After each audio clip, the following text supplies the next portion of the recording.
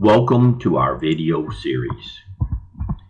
Today we're discussing refinery catalytic processes and hydrotreaters, and this is part one. Hydrotreaters are a two-part series. Tell you a little about KLM Technology Group, based in the USA since 1995. KLM Technical Consultancy Group, providing specialized services and equipment to improve process plant operational efficiency, profitability, and safety. Our core businesses: we do training, we do in-house training, we do training in regional conferences, we also do video training like today. Engineering design guidelines, we'll discuss them more. Process engineering, process optimization studies, process energy studies, hands-on facilitation, facility siting studies, basic engineering, detailed engineering. We sell specialized equipment, random packing, structured packing. We have a great magazine, Engineering Practice Magazine, unit commissioning, distillation equipment, unit benchmarking, evaluation of process units. Today we're discussing hydrotreating, part one. We also offer other refining courses: optimizing refining operations, refining equipment troubleshooting, distillation for operation, distillation commissioning, distillation process control, and today we're talking about hydrotreating. We also do FCC, we also do reforming, we also do other process, as well as other process units. We do refining, we do ethylene, we do natural gas, and other equipment groups. We do distillation, pumps, pressures, control valves, flares, relief valves. They can be found on the website, klmtechgroup.com/training. Coleman's Handbook of Process Equipment Design. There are multiple chapters for equipment design in the Coleman's Handbook. We have over 140 individual chapters on a wide range of subjects, each chapter to 80 to 120 pages, including design and sizing guidelines. As we revise the chapters, we're adding troubleshooting. The handbook can be found here, klmtechgroup.com/engineering design guidelines home. So hydrotreating, part one is 45 slides. We're going to introduction to hydrotreating, some history, process overview, process chemistry, feedstock reactions. Part two is 111 slides. Process chemistry, catalyst, process variables, process common problems, some troubleshooting, advances in catalyst development, catalyst evaluation techniques, and a summary. So 156 slides total. Hydrotreating. What are some catalytic processes in the refinery?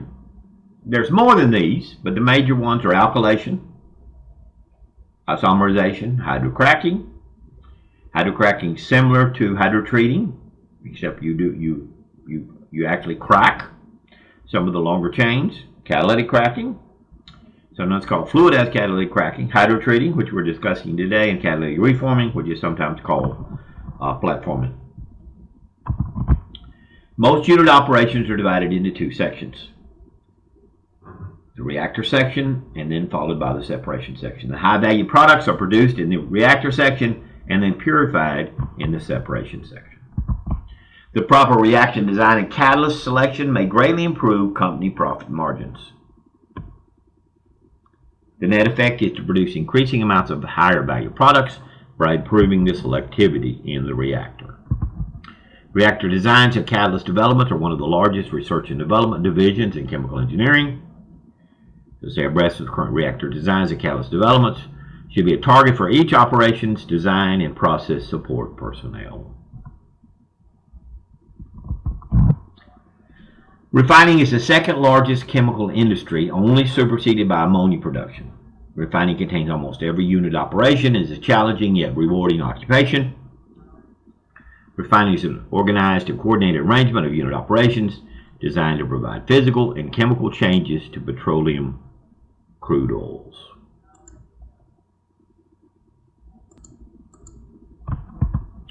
So here's an overview of a refinery. So it comes into the crude tower, sometimes called the atmospheric tower. We make some overhead, we make some light ends. The lightest product sometimes called naphtha. And you hydrotreat it, you send it to a catalytic reformer, and you can make gasoline and aromatics. You make some kerosenes, which is sometimes called jet fuel. You hydrotreat it, you send it to sales. Diesel, sometimes called number 2 oil. You hydrotreat it, send it to sales. Atmospheric gas oil, the bottoms, then goes to a vacuum tower. You might make light vacuum gas oil, heavy vacuum gas oil. The bottoms of this goes to a DAO. You may make deasphaltene oil. All of these can be hydrotreated, sent to an FCC. The gasoline off the FCC is hydrotreated, put in a gasoline pool. The diesel, light cycle oil, sometimes it's called, is hydrotreated and sold as diesel. So this is a typical refinery overview. Crude oil chemistry. Crude oil components are chemically combined into hydrocarbon molecules containing primary hydrogen and carbon. The minor components contained in the hydrocarbon molecule are generally undesirable. Sulfur, nitrogen, metals. And we'll talk, part of the goal of the hydrotreater is to remove the sulfur, the nitrogen, and the metals.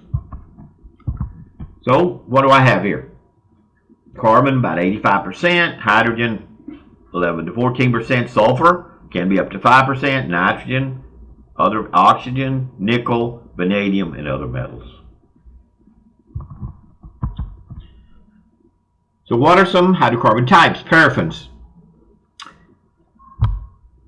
Carbon atoms connected by a single bond and other bonds are saturated with hydrogen atoms. That is called paraffins. Paraffins make very good lubricating oil. Naphthenes, carbons that form rings, and all bonds are saturated. Aromatics, 6 carbon atom rings form a ring, and all bonds are unsaturated, so they're double bonds. Diolefins do not occur naturally in the crude. Olefins do not occur naturally in crude oil formed in the processing by dihydrogenation of paraffins and naphthenes, similar structure to paraffins, except at least 2 carbon atoms are connected with double bonds. Density, light crudes are easy to process into high-value products.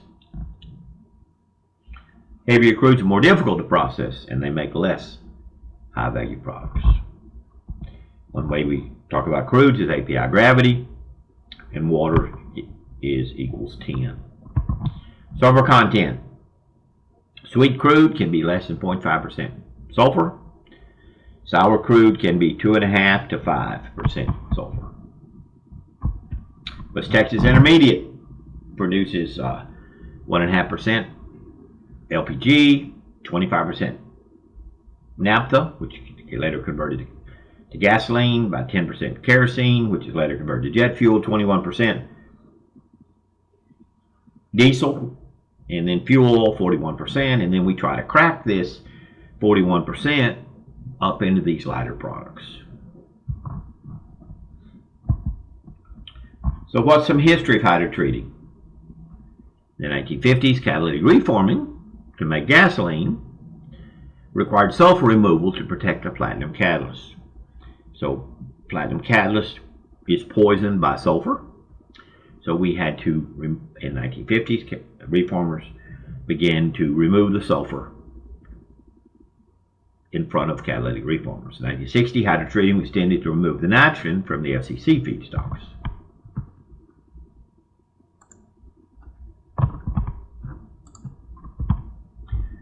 1970s, hydrotreating of coal liquids was started. Presently, new processes for hydrotreating chlorinated solvents are being developed. So the hydrotreating is continuing.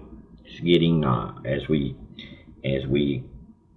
get deeper and deeper sulfur specifications, the hydrotreaters are becoming more complex.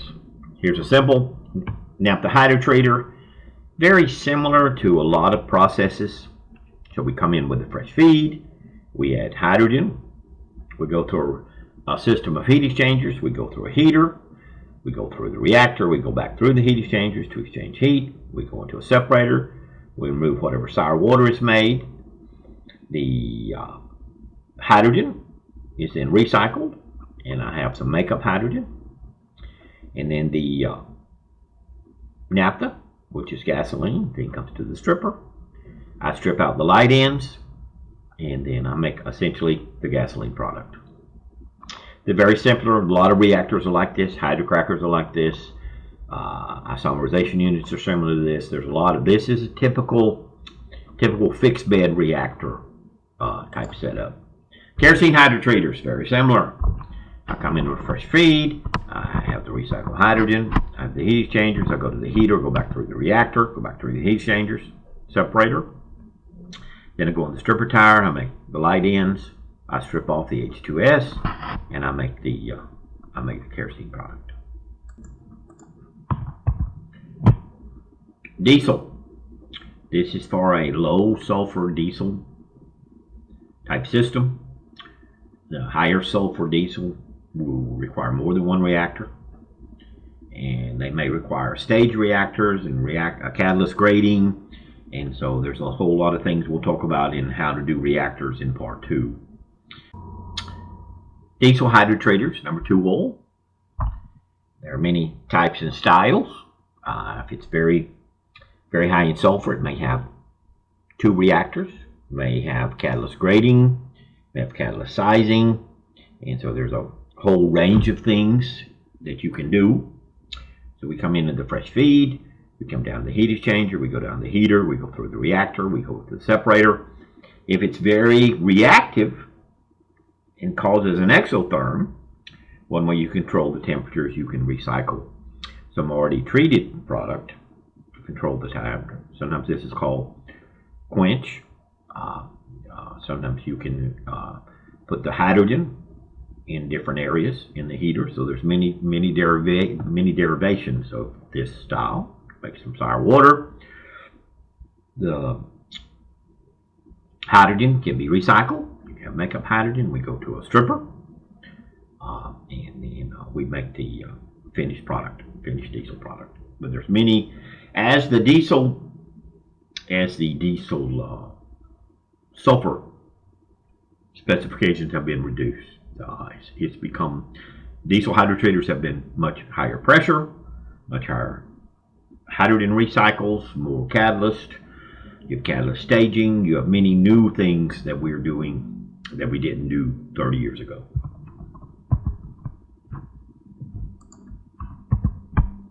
Life cycle oil is basically diesel from a FCC unit.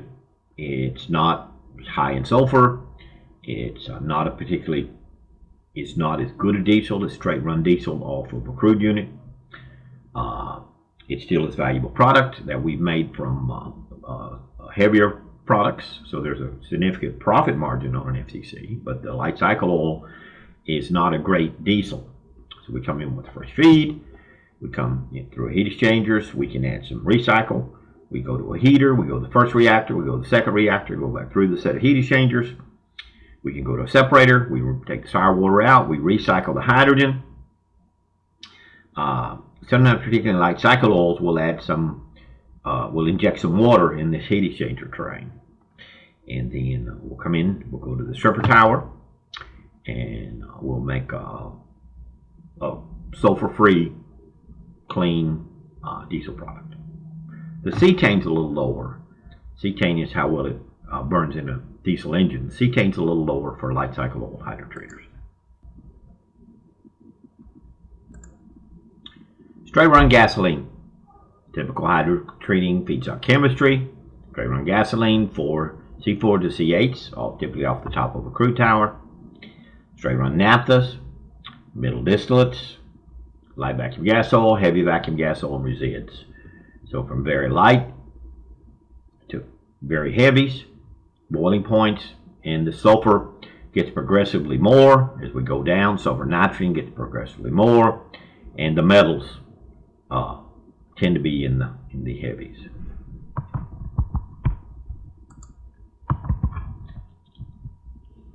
Feedstocks for hydrotreaters can contain particulates. Common sources of particulates are corrosion products from crude towers, storage tanks, piping, heat exchangers, salt from the desalters. If we don't do a good job of desalting the crude, we'll move salt forward. It'll show up in the naphthas. It'll show up in many of the streams. Coke from cokers are generated on hot surface in the processing equipment in the heaters. We'll make cokes. Fines from an FCC unit. All of these are things that can be in the feedstock. Okay. So what do we want to do to try to help the feedstock? We want to store the cracked feedstocks in nitrogen blanket tanks and limit the storage time. We may want to use some antioxidant or antifouling additives. We may want to do some corrosion control, try to minimize the corrosion. So what is some hydrotreating chemistry? So the main thing we want to do is reduce the sulfur. So we take a hydrocarbon with sulfur, we add hydrogen, and we make paraffins plus H2S. This is typically not limited by thermodynamic equilibrium. The equilibrium reactions are fast. It's typically diffusion limited. How well the hydrogen and the hydrocarbon can diffuse down to the metal site in the catalyst. It's exothermic, produces heat, and it averages 3 hydrogen molecules are consumed per sulfur of nitrogen. So what are some sulfur examples? Thiophenol, diphenyl sulfide, and ethyl mercaptan. Ethyl mercaptan is found naturally in crude oil. We also put it in propane cylinders, and we also put it in natural gas. It's a very distinctive odor that you can smell, and propane really doesn't have a distinctive odor, natural gas doesn't. And so we add this ethyl mercaptan to each of them so that you'll smell it, and you immediately know when you walk in your house or you somewhere, well, there's a gas leak here, because you're not smelling the gas, you're smelling the ethyl mercaptan. So here's some difficulties of sulfur. The mercaptan sulfides, these are easy. The benzoyl thiophenes are a little more difficult. Substituted dibenzoyl thiophenes are difficult, and some of them, the 4 to 6 substituted dibenzoyl thiophenes are extremely difficult. So these are the difficulties. So the lighter ones, the shorter and lighter ones are easy. The substituted tend to be more difficult. And sulfur, we looked at the other chart, but this is as you get heavier, the percent sulfur goes way up. The light ends don't have a lot of sulfur. It's the naphtha don't have a lot of sulfur. Naphtha and kerosenes don't. The diesels in the middle range, you go down the heavier products, the sulfur goes up a lot. So I want to remove the nitrogen. Again, it's not limited by thermodynamics. The reaction goes fast. It is exothermic, and you consume 4 molecules of hydrogen per each nitrogen molecule. So here's a couple of different types of nitrogen molecules. If it has oxygen in it, again, it's not limited by thermodynamic equilibrium. It takes 4 hydrogen molecules for one oxygen molecule. If we want to saturate a double bond, it is limited by thermodynamic equilibrium. It's more exothermic. Okay. And here's some typical olefins. They all have double bonds. So the one heptene will go to heptane. The cyclohexane will go to cyclohexane, hexene, and then pentane. Reaction chemistry. So if I want to go to paraffins, hydrocracking, really don't want to do hydrocracking here, but some hydrocracking always happens. Okay. And here's some aromatics: toluene, naphthalene, tetraline. Coke formation. This is what we don't want to happen. Okay. But where I got high temperatures, I've got so paraffins and aromatics will make long chain hydrocarbons, which are coke. Occurs on the active sites, occurs on the acid sites, and it deactivates the metal by blocking them. So it covers the surface of the metals and it blocks the pores. The pores are typically it's put on an aluminum substrate, and the aluminum substrate has pores that go down in the actual support, and it increases the surface area. So not only is it on the surface, there's pores that go down into the alumina, and it gives you more surface area. Okay, so the coke formation occurs on the active sites, and also if you have iron and nickel, it accelerates the coke formation. So what have we talked about today? We talked about some introduction, some history, process overview, process chemistry. Part 2, we'll talk more about catalyst chemistry, process variables, common problems, troubleshooting. We'll talk about advancements in catalyst development and catalyst evaluation. We'll talk about catalyst grading, catalyst staging, and talk about reactor internals a little bit. Thanks for your time today.